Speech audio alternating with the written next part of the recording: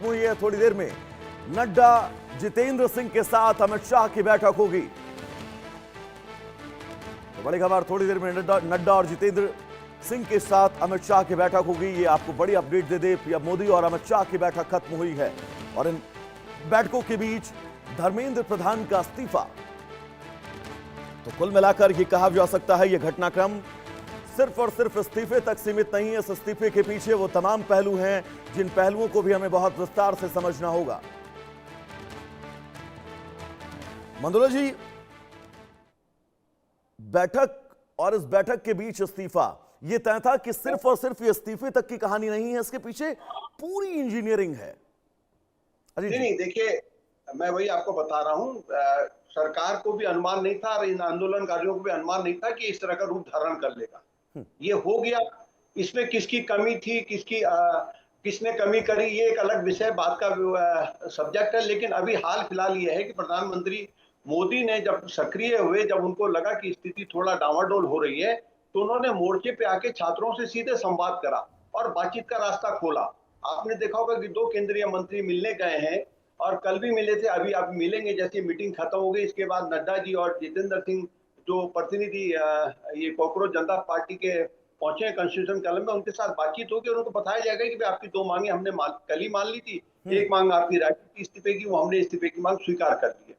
अब आप अपना आंदोलन खत्म करिए। तो मेरा मानना है कि इसके बाद इनको खत्म करने की घोषणा करनी पड़ेगी आंदोलनकारियों को। बिल्कुल मंच से करनी पड़ेगी बाकायदा, क्योंकि पूरा देश इस मंच की तरफ नजरें गड़ाकर देख रहा है। अजीत जी, रितेश हमारे साथ जुड़े हुए हैं पटना से। रितेश, लगातार आज पटना की जमीन से वो तस्वीरें दिखा रहे थे कि प्रदर्शनकारी कैसे उग्र होते हुए नजर आ रहे थे। रितेश, अब तो इस्तीफा हो चुका है, सबसे महत्वपूर्ण मांग शांति है सड़कों पर। रितेश,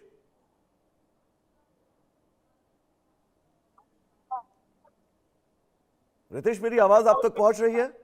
हम देख रहे हैं कि सड़कों पर अभी भी वही स्थिति है। अब बिल्कुल आपकी आवाज आ रही है और हम लगातार सड़क पर हम मौजूद हैं, लगातार कवरेज कर रहे हैं। धर्मेंद्र प्रधान ने थोड़ी देर पहले इस्तीफा दिया और ये लगा कि चलिए सड़कों पर जो संग्राम मचा हुआ है वो समाप्त आपके पास अजीत जी और तस्वीर दिखाई नहीं दे रही है। तमाम नीट के छात्र भी इस वक्त हमारे साथ जुड़े हुए हैं। अजीत जी, बहुत महत्वपूर्ण ये और सबसे बड़ी बात ये कि जो अभिजीत दिपके ने मंच से कहा है, उन्होंने साफ तौर पर कहा है कि प्रदर्शन अभी खत्म नहीं हुआ है और लोग झुकते हैं, झुकाने वाला चाहिए। यानी कि वो मानते हैं कि उन्होंने सरकार को झुका दिया है।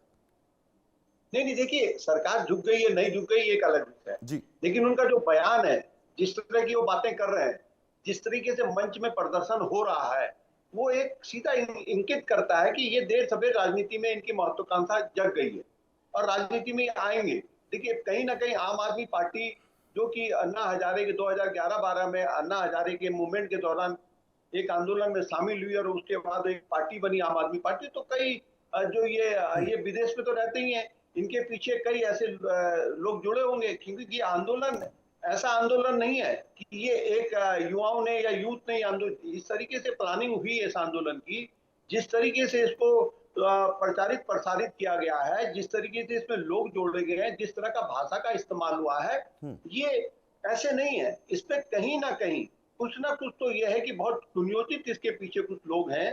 वो कौन लोग हैं, क्या लोग हैं, वो तो एक बात का विषय है। लेकिन फिलहाल प्रधानमंत्री मोदी ने एक समझदारी दिखाई है, बहुत अच्छा कदम उठाया है और इसकी सराहना की जानी चाहिए।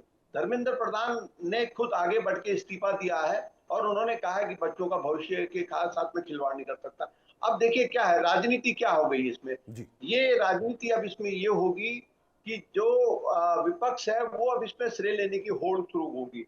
कांग्रेस अपनी दावेदारी करेगी, दूसरे दल अपनी दावेदारी करेंगे और कॉकरोच जनता पार्टी अब एक नया संगठन बन के उभरेगा। मुझे लगता है अगर इन्होंने समझदारी दिखाई, अगर अभी जो मीटिंग हो रही है कॉन्स्टिट्यूशन क्लब में, उस क्लब की मीटिंग के बाद जाके अगर ये शांति प्रिय ढंग से कहेंगे हमारा आंदोलन समाप्त हो गया, सब बच्चे अपने अपने घर जाएं, अब वो इस तरह की भाषा का इस्तेमाल ना करें कि अभी एक ही इस्तीफा हुआ है। अब वो देख लेने की बात कर रहे हैं। ये जो देख लेने की बात होती है ना, ये आंदोलनकारी नहीं करते। ये एक तरीके से एक राजनीतिक दल की मंशा पालने वाले लोग करते हैं कि देख लेंगे, अभी तो एक ही हुआ है, हमने झुका दिया, ठीक है, सरकार झुक गई है, मान लिया, सारी चीजें मान ली, लेकिन अब बहुत कुछ जो हालात है देश के, देखिए इसमें अब घर घर तक बात पहुंच गई है। इसमें किस तरह की भाषा का इस्तेमाल किया जा रहा है वो वीडियो सोशल और मीडिया अजय जी, के हमारे माध्यम साथ से। शिवानी जुड़ी हुई है, नीट की छात्रा हैं।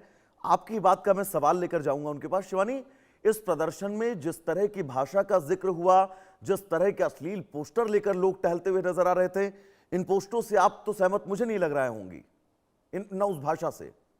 शिवानी सर, मैं बस स्टूडेंट्स की मांगों के साइड हूँ, बट उनका मांगों से तो पूरा देश सहमत है शिवानी, मैं भी हाँ, सहमत हूं, अजीत जी भी सहमत हैं। तो उन्होंने जिस भाषा का प्रयोग किया, या फिर जो उनके डिफरेंट डिफरेंट पॉलिटिकल आइडियाज हैं, या फिर जो भी सारी चीजें हैं, वो सबकी नज़रों में अलग अलग हैं। एंड मैं ऐसे इस पॉलिटिकल चीज़ों में ऐसे घुसना नहीं चाहूँगी, या फिर मैं कोई कमेंट उस पर पास नहीं करना चाहूँगी। हमारे साथ एक स्टूडेंट और जुड़े हुए हैं। आप कैसे देखते हैं इन तमाम पोस्टरों को, इन गालियों को? निशांत सर, ये जो अब हर किसी की अपनी अपनी सोच होती है। अब हमको ये चीज करने की जरूरत ही क्यों पड़ी? अगर पहले ही सारी चीजें सॉर्ट आउट हो जाती तो हमको ना ही यहाँ रोड पे आना पड़ता, ना ये प्रोटेस्ट शुरू होता, ना ही इतने चीजें सामने आती।